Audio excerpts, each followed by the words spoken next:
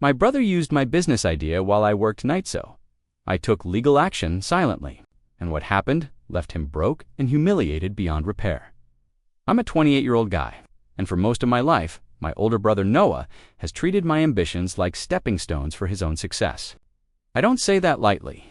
While he floated from job to job, living off charm and opportunities handed to him, I spent years grinding through back-breaking night shifts, warehouse, hospital janitorial, late-night inventory work, anything that kept the bills paid while I quietly saved for the business I'd been dreaming about since college. A small custom gadget brand built from scratch. Something that finally felt like mine. Something that could pull me out of the cycle of exhaustion I'd been stuck in for years.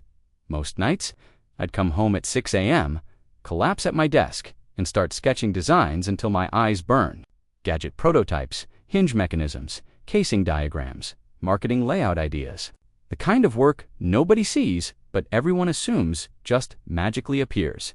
And the stupid thing, I trusted Noah enough to show him everything. Every sketch, every concept, every part of the plan I'd been polishing for years. He'd hover over my desk with this fascinated expression, asking smart questions, nodding like he genuinely wanted to see me succeed. "No, man," he said once, clapping me on the back, "this is brilliant. You've really got something here." And hearing that tit got to me, because for once, it felt like he was proud of me. Like he wasn't just the golden boy with the easy life, but my actual brother. I wanted to believe he cared. I wanted to believe he meant it when he offered advice or asked how the prototypes were coming along, but even then, there were cracks, the same ones I'd ignored my whole life. Noah, who smiled in public, but cut deep in private. Noah, who only felt close to me when he needed something. Noah, who always found a way to twist things in his favor. Still, I kept trusting him, and I had no idea this moment, this small, hopeful piece of connection would spark the biggest betrayal of my entire life. I thought things were finally different between us, but almost immediately, Noah's behavior started to shift in a way I couldn't quite explain. He began hovering around me more than usual, asking questions that felt too specific.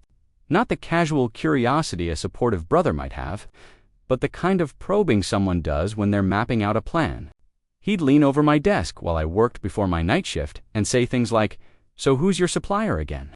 Or "When are you planning to launch?" in this overly casual tone that didn't match the intensity in his eyes.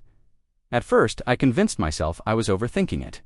Sleep deprivation makes you paranoid, right? But then he started asking about my work schedule down to the exact times I clocked in and out. "Just curious," he'd say with a grin. "For what?" I remember asking one morning. He shrugged, keeping track of my little brother. "Relax." But it didn't feel relaxed, and it didn't feel like brotherly concern. I also noticed him going outside to take calls more frequently, especially whenever he'd ask me a question and I'd answer it. As soon as he walked away, his voice dropped to a whisper. Doors closed softly. Footsteps got quieter. And every time I'd enter a room, he'd end the call with this abrupt, "I'll tell you later." My best friend Marcus was the first one to say what I was too stubborn to admit. "Stop feeding him everything," he warned. "I don't trust that dude with a glass of water."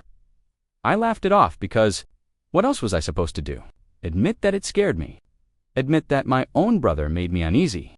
Meanwhile, Noah kept acting more and more invested in my launch timeline, something he'd never cared about before. It felt like he was waiting for something, timing something, studying something. At the time, I didn't know what to make of it. All I knew was that somewhere deep down, something felt wrong. And this was the last peaceful week I'd have for a very long time.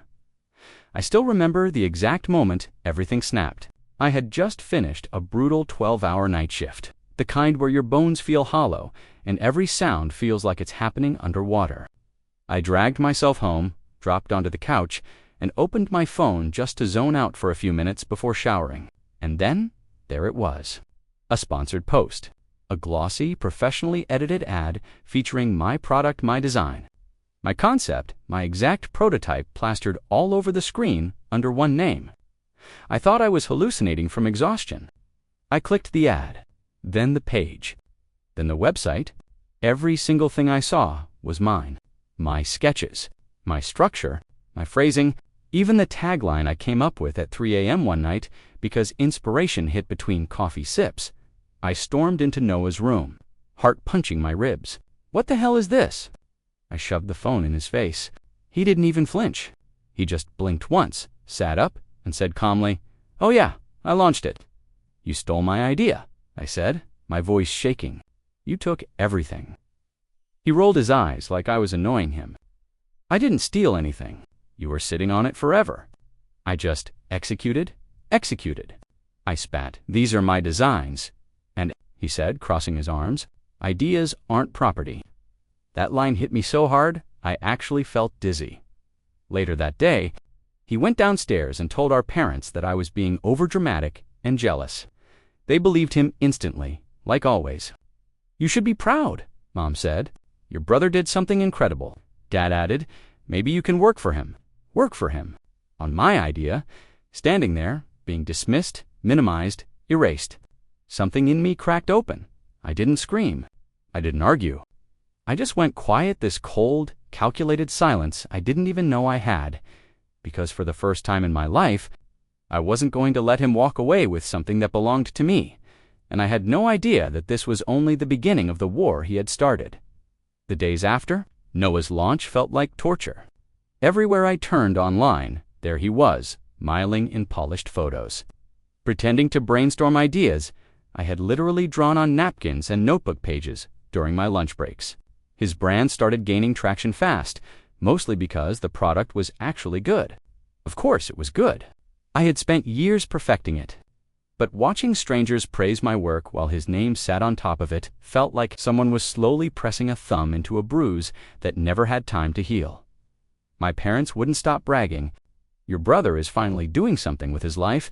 Mom kept saying. Dad chimed in with, "You should take notes, son. This is initiative." I wanted to laugh, or scream, or both, but instead, I swallowed it down and let their words scrape the inside of my chest raw. Meanwhile, Noah walked around the house with this smug confidence he didn't even bother hiding anymore. One evening, he caught me staring at his latest ad and said, "You look tense. Jealousy doesn't suit you." I clenched my jaw. "You can't keep pretending this is yours." He shrugged, grinning. "Pretend. I made it happen. That's what counts." Behind the scenes, though, I started noticing his carelessness. Packages piled up by the door. Customer emails went unanswered. His business was being run like he'd found it in a cereal box. Meanwhile, the idea he'd stolen, the one I had nurtured for years, was exploding in the hands of someone who had no discipline to manage it. Every night, after my shift, I'd sit at my desk and stare at my old sketches. My hands shook with a mix of anger and grief, but then something inside me hardened. I opened my laptop, created a folder named Evidence, and started documenting everything. Screenshots, prototype dates, messages, supplier quotes, even conversations we'd had. I didn't know what I was going to do yet, but I knew one thing. If he was going to turn my dream into his spotlight, then I was going to make sure the truth eventually burned straight through it, and Noah had no idea. I had already taken the first quiet step toward dismantling everything he stole. The more I dug, the more everything began to unravel like a badly stitched costume. One night after work, I opened my inbox to find an email from one of the suppliers I'd contacted months ago, except the message wasn't meant for me. It was an invoice addressed to Noah, using the exact specifications, measurements, and order quantities I had shared during my original research stage. Seeing my work forwarded to him without my knowledge felt like someone had punched me straight in the sternum. I scrolled through old files, tracing the timeline. My sketches were all time-stamped. The prototypes I designed, saved on my computer, even the rough drafts of product descriptions I wrote half asleep after double shifts, they were all there. Everything pointed to one truth. Noah didn't just get inspired by my idea, he outright lifted my blueprint and walked it directly into a supplier's hands. But the real gut punch came 2 days later. I was sorting through my old notebooks when I noticed a page missing, one containing measurements I never shared digitally. I checked the trash bin, the desk drawer, the shelves. Gone. And then I remembered. A week before Noah's launch, he'd come into my room saying he needed tape. He'd left 5 minutes later, way too quietly. I sat there on the floor, surrounded by piles of my own work, feeling a mix of rage and disbelief simmer under my skin. When I vented to Marcus, he said, "Man, this isn't just stealing. This is calculated."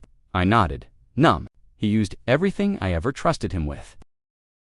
That night, I spent hours researching intellectual property laws, design rights, and what counted as theft of concept and prototype.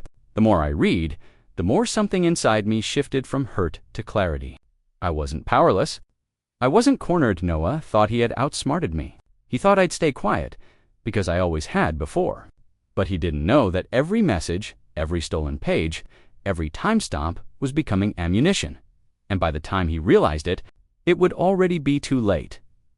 The turning point came on a Thursday afternoon when I finally worked up the courage to schedule a consultation with a small business attorney. I walked into the office, exhausted, nervous, and honestly embarrassed because some part of me still felt like I was overreacting, like my family always accused me of. But the moment I laid everything out, the sketches, the timestamps, the supplier emails, the missing notebook page, the attorney leaned back, folded his hands, and gave me a look that sent chills down my spine. "This isn't just theft," he said quietly. "This is intellectual property, and depending on the signatures involved, possibly fraud." My throat tightened. "Fraud?" He nodded. "If you used your designs, your data, or your identity in any part of the process without consent, you have a case, a strong one." Then he asked to see any contracts Noah might have signed with suppliers. I pulled up the accidental email I'd received. He zoomed in on the attached PDF, and then he froze. "Whose signature is that?" My blood ran cold. "That's supposed to be mine." The attorney looked up sharply. "Is it no?" I whispered. "I never signed anything." He exhaled through his nose, almost relieved for me but horrified on my behalf. "Then your brother forged your signature. This is your leverage. This can shut everything down." For a moment, I just sat there, staring at the paper. The betrayal was already deep enough, him stealing my work, but this forging my name, using my identity, it hit a place inside me I didn't know was still soft. "I trusted him," I said, my voice cracking.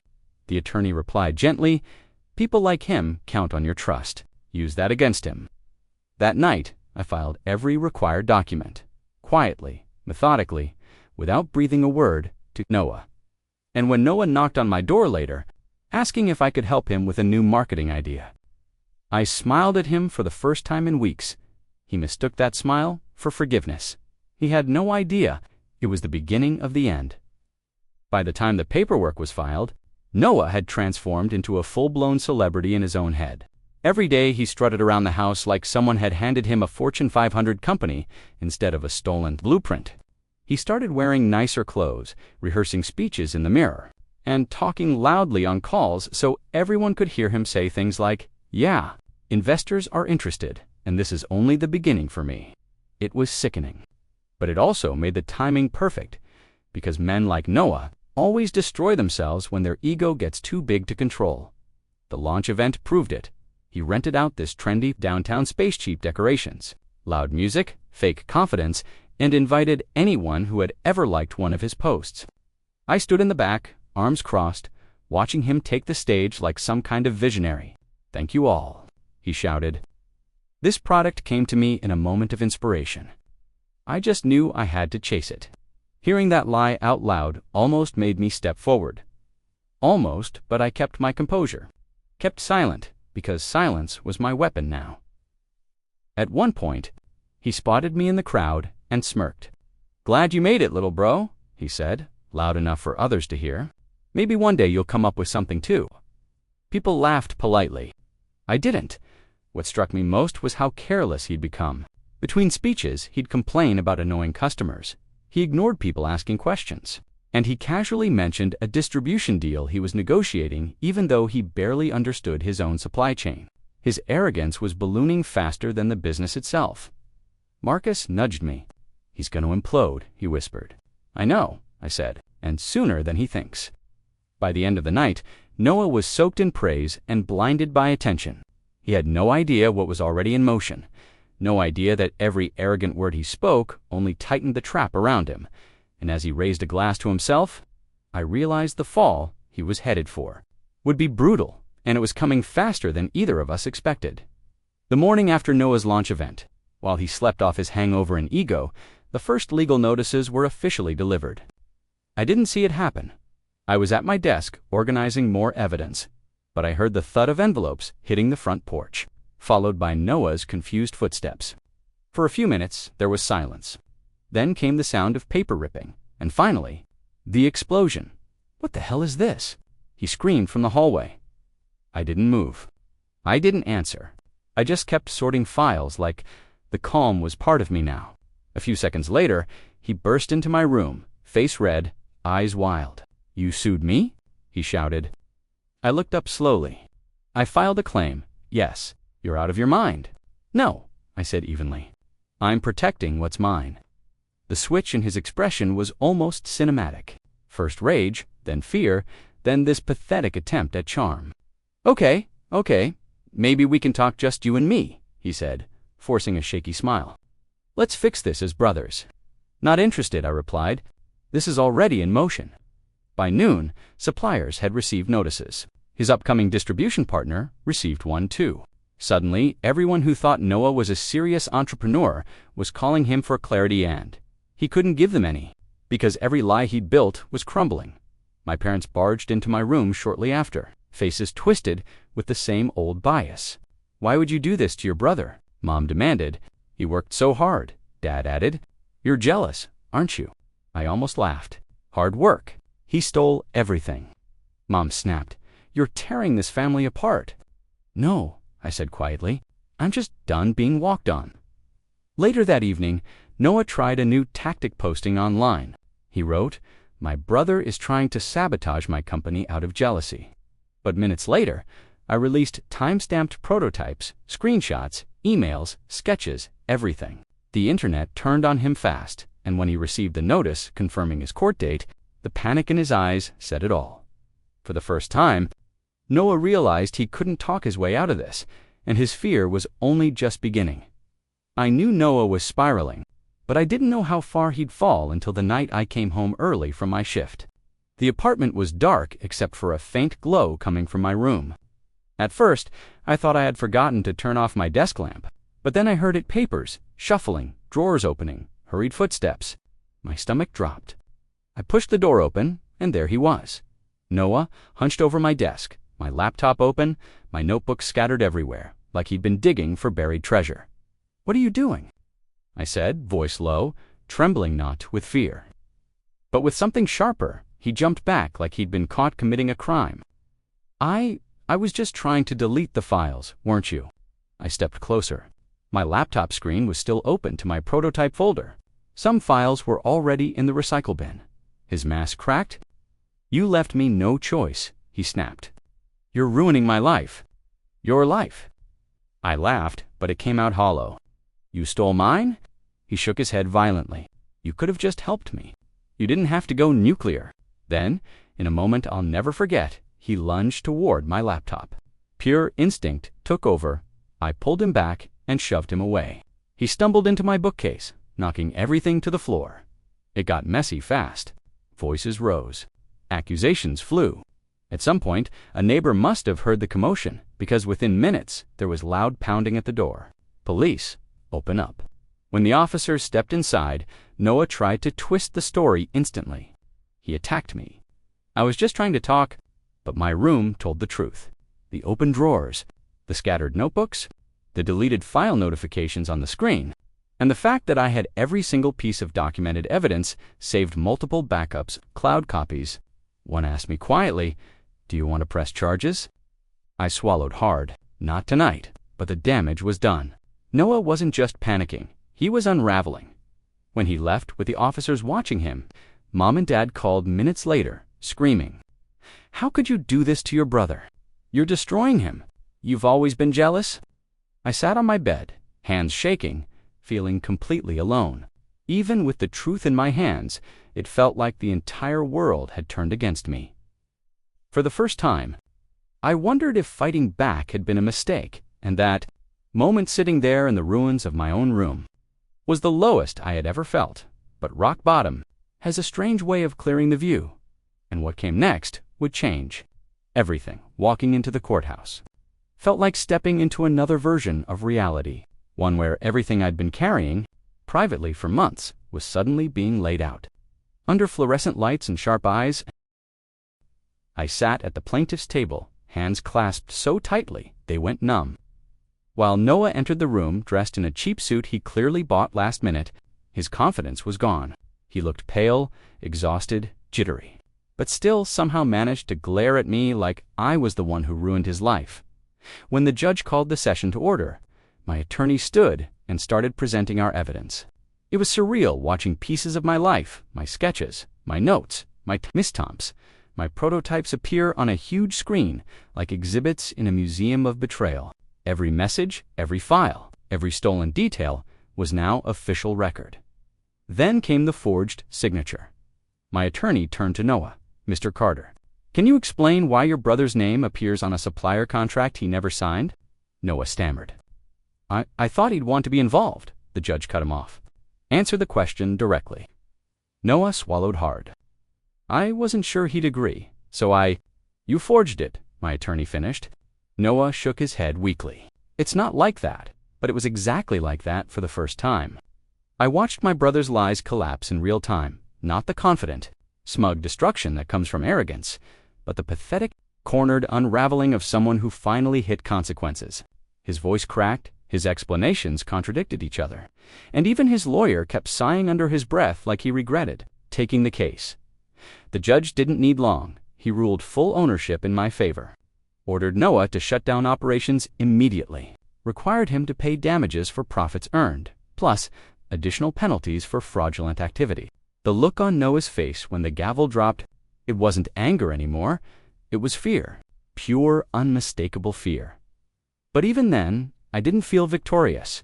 I just felt hollow, like I was finally standing up, but at the cost of everything familiar in my life, and I had no idea the real fallout, the part that would break. Noah completely hadn't even started yet. The days after the verdict felt strangely quiet, not peaceful, just quiet in that uneasy, heavy way before a storm hits. Noah vanished from the house for almost a full day, and when he finally returned, he looked nothing like the brother I grew up with. His hair was unkempt, his eyes hollow, and his shoulders sagged like someone had physically removed the arrogance that used to hold them up. But the world outside didn't give him time to regroup. News spread faster than either of us expected. His so-called supporters, investors, and business friends started dropping him one by one. Marcus sent me a screenshot of a group chat Noah used to brag in half. The guys were roasting him, the other half pretending they always knew something was off. Loyalty evaporated the second his reputation cracked, and when the suppliers found out he had forged signatures and misrepresented himself, they demanded immediate payment, penalties, late fees, chargebacks. It all hit him like a financial avalanche. He tried blaming me. Of course he did. "You ruined everything," he spit out one night in the kitchen. "No," I said quietly. "You did that the moment you stole from me." He didn't argue. Maybe he couldn't anymore, but the real twist came from my parents. Instead of acknowledging Noah's crimes, they redirected all their anger at me. "You should help him pay off the debt." Mom yelled. Dad added, "He's your brother. Families stick together." I stared at them, incredulous. I gave him my trust. He used it to gut my future. "And you still want me to clean up after him?" They didn't respond. They just looked at me like I was the villain. Meanwhile, with the damages I won, I finally had enough capital to launch the business on my terms, quietly, properly, legally. I built the website from scratch, polished the branding, posted my own prototypes, the real ones. Orders started coming in, small at first, then steady, then overwhelmingly fast. Noah, on the other hand, was drowning, debts piling, investors demanding refunds, suppliers threatening legal action of their own. Every door that had opened for him because of my idea, it was now slamming shut in his face. He wasn't just broke financially, he was humiliated, exposed, collapsed, under the weight of the lies he built, and he still hadn't hit the final consequence. Waiting for him launching my business on my own felt surreal, like finally stepping into a version of my life I'd been denied for years. I wasn't rich overnight, or anything dramatic like that, but it was mine. Every order, every review, every late-night email from a customer who loved the product. It all felt like I was slowly reclaiming the parts of myself Noah had tried to steal. And for the first time, I didn't feel like I was living in someone else's shadow. I wasn't the tired younger brother cleaning up messes or begging for recognition. I was building something real. A few months into the launch, Noah showed up at my apartment. He knocked softly, so softly, I almost didn't hear it. When I opened the door, he stood there, looking thinner, older, and defeated. Not angry, not manipulative, just empty. "Can we talk?" he asked. I stepped aside, letting him in. He sat at my table, fidgeting with a frayed thread on his sleeve. "I need a job," he finally blurted. "I can't get hired anywhere. Everyone thinks I'm a scammer." I swallowed hard. There was a time I would have given him everything without thinking, but that version of me was gone. "Noah." "I can't do that," I said gently. He scoffed bitterly. "So you're really leaving me out to dry?" "I'm giving you a chance to rebuild honestly," I replied. "You have to do the work yourself." For once in his life, he didn't fight back. He just nodded, eyes down, and walked out without another word. Watching him leave was painful, but also freeing, because I finally understood something. Justice wasn't about crushing him. It was about finally choosing myself. My parents still blame me. They still insist Noah just made a mistake, while I was cold for not rescuing him. But I stopped needing their approval the moment I realized they never truly saw me unless I was sacrificing something. My business is thriving. I'm stable. I'm proud of what I built with my own hands, not stolen shortcuts and borrowed applause. And as for Noah, he wasn't destroyed by me. He was destroyed by the lie he tried to build. His life on, sometimes silence isn't weakness. Sometimes it's the most devastating revenge of all.